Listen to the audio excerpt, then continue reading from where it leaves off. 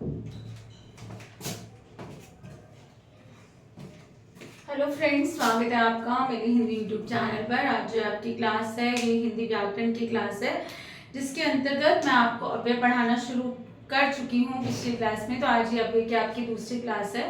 Hope कि आपने अच्छे से समझा होगा पिछली क्लास में जो मैंने पढ़ाया है। तो उसी क्लास में अव्यय के कुछ भेद हमारे रह गए थे, हम एक ही भेद कर पाए थे, क्रिया विशेषण। तो बाकी भेद आज हम करेंगे। वीडियो को एंड तक जरूर देखिएगा और चैनल पर प्लेलिस्ट बनी हुई है व्याकरण की और साहित्य की, आप उसका इस्तेमाल भी कर सकते हैं। तो आज जो है क्लास का विषय सामान्य हिंदी,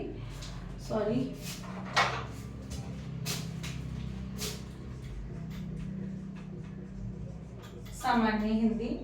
और सामान्य हिंदी के अंतर्गत अव्यय या अविकारी शब्द, अव्यय या अविकारी शब्द ये क्या होते हैं? अविकारी शब्द वे शब्द जिन पर लिंग, वचन और काल के कारण कोई परिवर्तन नहीं होता, या अव्यय यानी कि जिनका कोई व्यय नहीं होता, यानी कि जिनमें कोई प्रभाव नहीं पड़ता, वो क्या कहलाते हैं? अविकारी शब्द। इसके हमने कल भेद पढ़े थे। पहला क्रिया विशेषण, जो मैं पिछली क्लास में पढ़ा चुकी हूँ। जिन बच्चों ने वीडियो नहीं देखा है प्लीज उसे देखिए। दूसरा है संबंध बोधक, तीसरा है समुच्चय बोधक, चौथा है हमारा विस्मयादि बोधक, पांचवा निपात। निपात करके पुस्तकों में नहीं होता, तो हम ये नहीं कि पुस्तकों में नहीं होता तो नहीं पढ़ेंगे, हम हर वो चीज पढ़ेंगे जो हमें जो है आनी चाहिए और एग्जाम में छूटनी नहीं चाहिए हमसे। ठीक है। क्रिया विशेषण यानी कि क्रिया की विशेषता बताने वाले शब्द क्या कहलाते हैं? क्रिया विशेषण, यानी कि जिसे अंग्रेजी में हम एडवर्ब भी कहते हैं। इसके बाद है संबंध बोधक, इन्हें हम संबंध बोधक अव्यय या संबंध बोधक अविकारी शब्द कहते हैं। इनका क्या काम होता है? ये वाक्य के संज्ञा सर्वनाम शब्दों का संबंध वाक्य के अन्य शब्दों से बताते हैं या वाक्य की क्रिया से बताते हैं। ठीक है। जैसे मैंने उदाहरण लिखा, मैं रोहन के साथ बाजार जाऊंगा।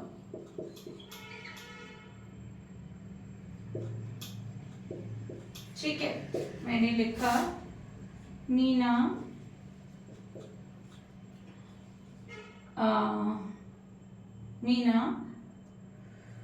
सोहन के बिना कहीं नहीं जाती, कहीं नहीं जाती। ठीक है। मैंने लिखा मैं घर के भीतर हूं। अब यहाँ पर क्या देख रहे हैं हम? के साथ, के बिना, के भीतर। ठीक है। इनको हम वाक्य से हटा दे तो वाक्य में कोई अर्थ रह जाएगा? मैं रोहन बाजार जाऊंगा, मीना सोहन कहीं नहीं जाती, मैं घर हूं। तो यहाँ पर वाक्य का जो है अर्थ बदल रहा है। ये क्या करते हैं कि संज्ञा सर्वनाम का संबंध जो है वाक्य की क्रिया से बताते हैं। इनकी पहचान क्या होती है? इनकी पहचान ये है कि इनके आगे, इनके पहले या बाद में परसर्ग लगा होता है। क्या लगा होता है? परसर्ग लगा होता है। परसर्ग मतलब यानी कि विभक्ति चिन्ह लगा होता है, कारक का विभक्ति चिन्ह लगा होता है। और कौन सा कारक चलेगा यहाँ पर? आप देख रहे हैं इसका नाम क्या है? संबंध बोधक। तो संबंध कारक की विभक्ति लगी होती है। ठीक है। संबंध कारक की विभक्ति क्या है हमारी? का, के, की। का, के, की या रा, रे, री भी है वैसे तो, पर यहाँ पर क्या है? यहाँ पर का, के, की लगा होगा। के आगे, के पीछे, के दाएं, के बाएं, के भीतर, के ऊपर, के नीचे इत्यादि। तो ये क्या बन जाएंगे? संबंध बोधक अव्यय बन जाएंगे। क्रिया विशेषण में भी यही शब्द आते हैं अधिकतर, यानी कि स्थानवाचक क्रिया विशेषण के स्पेशली यही शब्द आते हैं। भीतर, बाहर, ठीक, दाएं, बाएं, यही आते हैं। दोनों में अंतर क्या है? दोनों में अंतर ये क्या है? मैंने लिखा मैं भीतर हूं, यहाँ पर कोई विभक्ति चिन्ह नहीं है, है ना? तो ये क्रिया विशेषण है। मैंने लिखा मैं घर के भीतर हूं। अब भीतर से पहले क्या आ गया? विभक्ति चिन्ह आगे के, कौन सी विभक्ति आगे, संबंध कारक की। अब ये क्या बन गया, के भीतर संबंध बोधक अव्यय बन गया। यहीं पर कंफ्यूजन होती है कि कौन सा अव्यय है वाक्य में।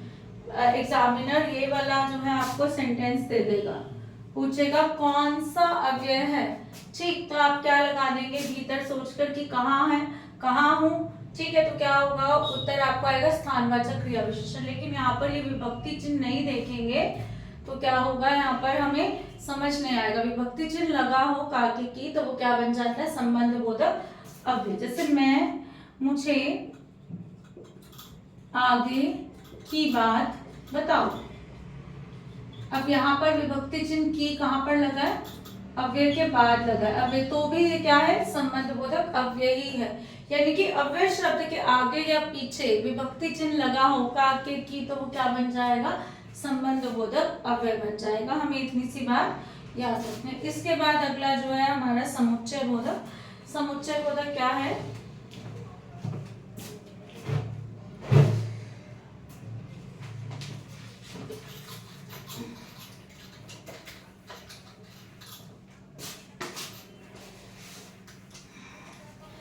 समुच्चय बोधक का काम है दो शब्दों, दो वाक्यांशों, दो शब्दों, दो वाक्यांशों या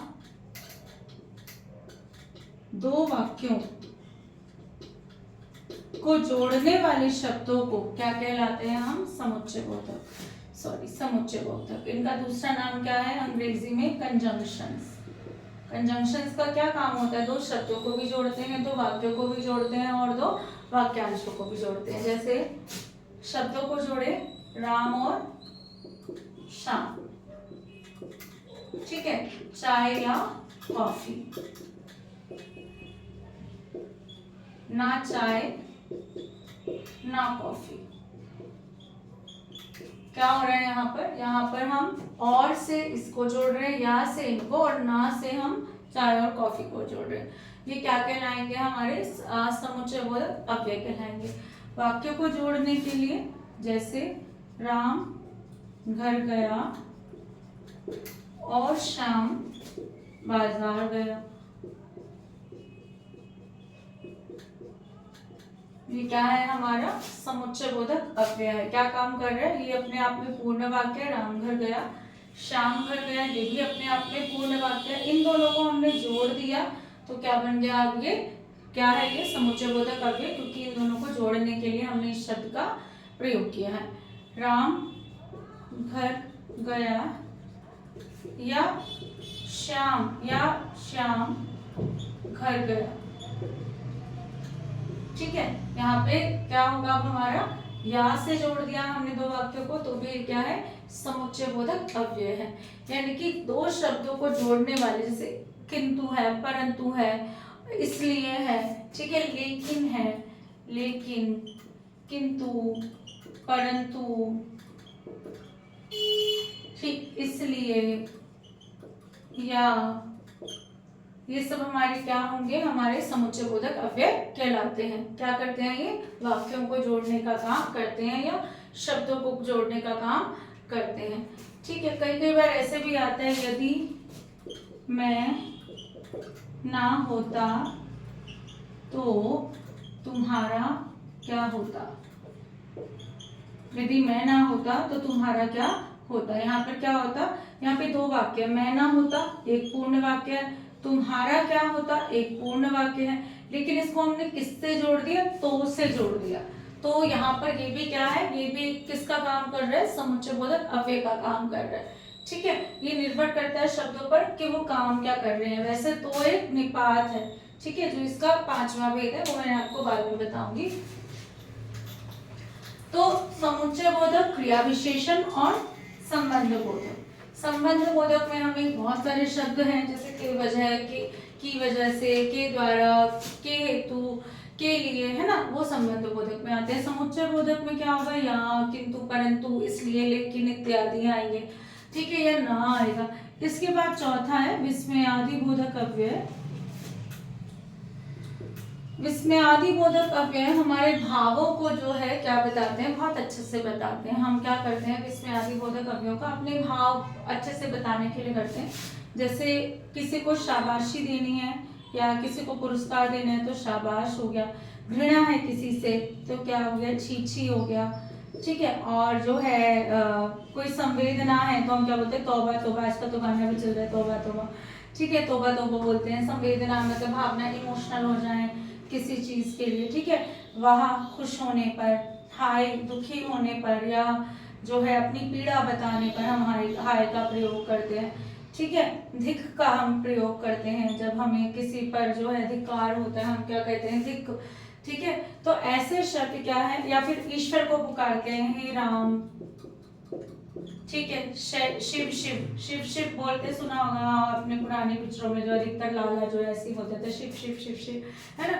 तो ये क्या है, हमारे विस्मयादिबोधक अव्यय जो हमारी संवेदनाओं को और बढ़ाते हैं, हमारी भावनाओं को और अच्छे से बताते हैं, ठीक है। मैं गिर गया, मैंने लिखा गिर गया, ठीक है, ठीक। लेकिन अगर मैं ऐसे हाय मैं गिर गया तो क्या है, हमारे इमोशंस जो है बहुत अच्छे से बाहर है। तो विस्मयादिबोधक अव्यय है, क्या है, यहाँ पर क्या काम कर रहे हैं, भावों को और बताने का।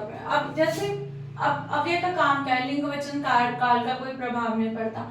हाय मैं गिर गया था, हाय मैं गिर गई थी, हाय जो है मैं गिर जाऊंगा, है ना। तो हर स्थिति में हाय जो है समान है, चाहे हम लिंग बदल ले, काल बदल ले, वचन बदल ले, तो ये समान रहेंगे। ऐसे ये सारे शब्द भी जितने भी मैं आपको करा रही हूँ, ये हर स्थिति में एक जैसे रहने वाले हैं। तो इन्हें हम क्या कहते हैं, विस्मयादिबोधक अव्यय कहते हैं, क्योंकि ये अपना रूप नहीं बदलते और ये अपने आप निकल जाते हैं मुंह से, ठीक। इसके बाद जो है निपात आ जाते हैं। निपात का क्या काम है, निपात का काम करता है अपनी बात पर जोर देने का, ठीक है, अपनी बात पर जोर देने का काम करते हैं निपात। कैसे, जैसे मैंने बोला, मैं काम कर रहा हूँ, साधारण वाक्य, कोई जोर नहीं।